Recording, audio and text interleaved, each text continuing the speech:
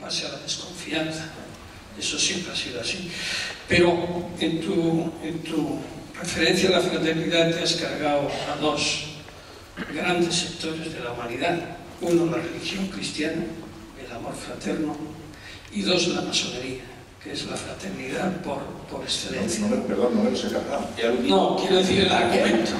Hay unos grandes, pero hay un cuerpo político construido para sí, lo entiendo en el político. En el otro sí se ha desarrollado la fraternidad masónica, se ha desarrollado muchísimo, era una pequeña broma, ¿no? Hablabas convicciones y decisiones. Evidentemente, para tomar decisiones debes de estar convencido de aquello que vas a hacer. En el proceso de convicción o en el proceso de maduración siempre llega un punto en que asumes un riesgo con la decisión.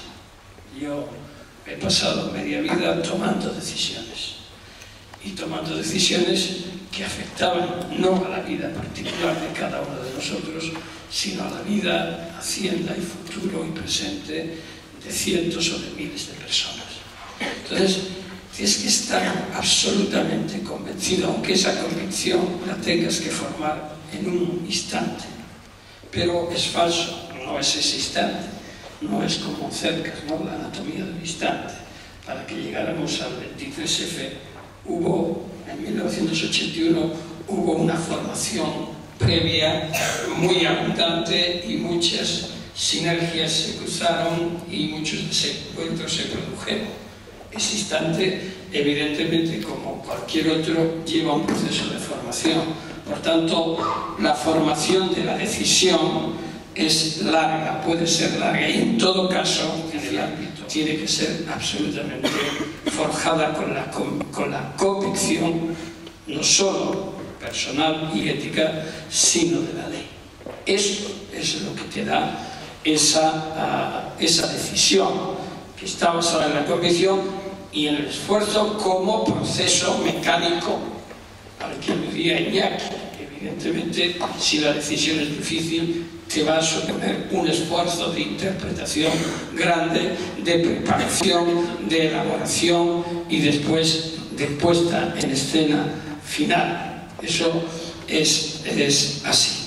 Y en cuanto a los tres valores de igualdad, fraternidad y libertad, sí es verdad, yo también estoy en gran medida de acuerdo, pero es que, insisto, políticamente, hasta el día de hoy, lo que no se ha desarrollado en ningún sistema político, ni capitalista, ni comunista, ni capitalista hegemónico, como queramos llamarle, es la idea de la fraternidad, de la solidaridad política. Yo recuerdo... Disculpa un segundo. Creo que aquí hay un punto que a la audiencia le va a interesar más que todo lo demás, que es vuestra experiencia personal. O sea, ver lo que estáis diciendo, pero en vuestra praxis. O sea, ¿qué experiencia personal nos puedes contar donde hayas tenido que encarnar o una situación de derrota o afrontar un momento muy complicado o una tentación de decir, mira, lo voy a dejar? Algo que nos haga entender ahí dónde salió la fuerza para transformar esa situación difícil donde todos se llevan. Yo te podría contar muchas, pero así me viene a la mente, pero antes iba a contar por terminar la idea de la solidaridad. Yo recordaba una escena que se desarrolló en París.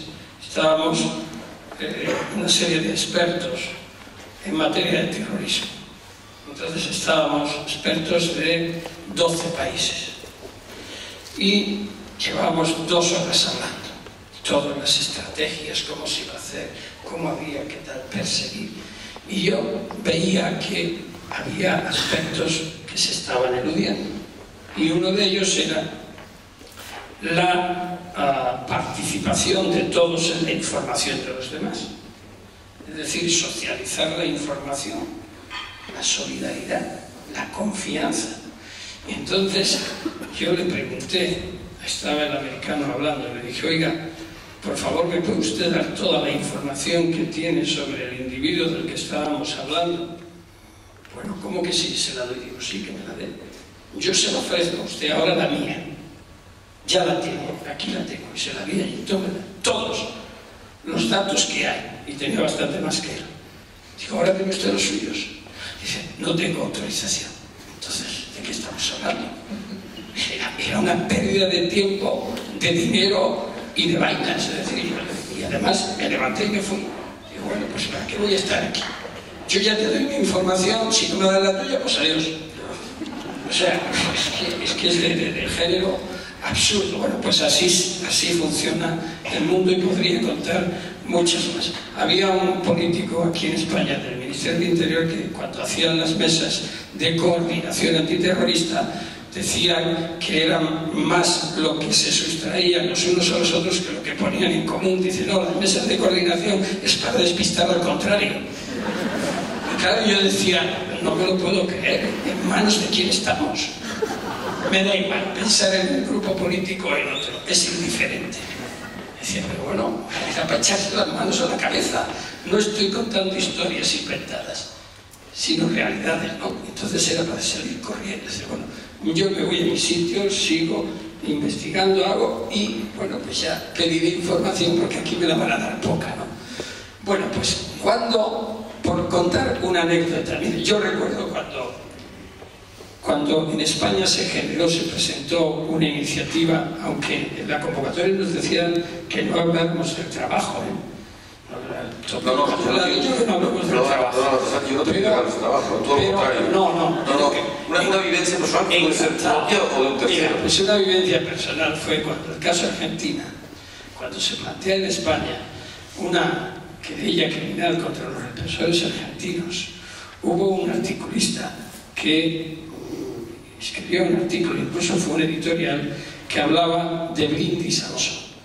Lo que Garzón ha hecho es un brindis al sol, esto no va a traer ninguna consecuencia, está bien que lo haga, y la fuerza de la convicción, no mía, la mía fue una más.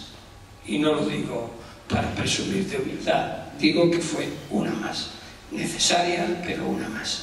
Y luego hubo muchas más que dieron como consecuencia que hoy, cuando aquella pequeña iniciativa que en España se hizo por parte de las víctimas y de la Asociación Progresista de Fiscales, y que luego derivó en la detención de Pinochet, en la condena de un represor aquí, Estilingo, pero lo que produjo realmente fue que en Argentina, a partir del año 2003, se iniciara lo que hasta ahora perdura de hacer justicia, enjuiciamiento, persecución, investigación de todos los represores de la dictadura argentina. Es decir, esa pequeña iniciativa de esa asociación y de las víctimas que en su país no tenían atención porque había unas leyes de obediencia de vida y punto final que lo prohibían, encontraron un punto de referencia en España. Y después de España pasó a otro país y a otro país, y finalmente las víctimas argentinas, españolas, que sufrieron por la represión de la dictadura argentina, hoy día sí que pueden decir en gran medida que el derecho humano de las víctimas a la verdad, la justicia y la reparación se ha cumplido. Es decir, si aquello se hubiese quedado en un brindis al sol, si el juez a la sazón, que era yo, pero podía haber sido otro, en vez de dar ese paso hacia adelante, yo siempre lo digo, es hacer la siguiente pregunta, es decir, comprometerte un poquito más. Si hubiese quedado tranquilo, hubiera cumplido la ley, pero no hubiera cumplido con la justicia de las víctimas y hubiese producido otras situaciones totalmente diferentes. Muy bien.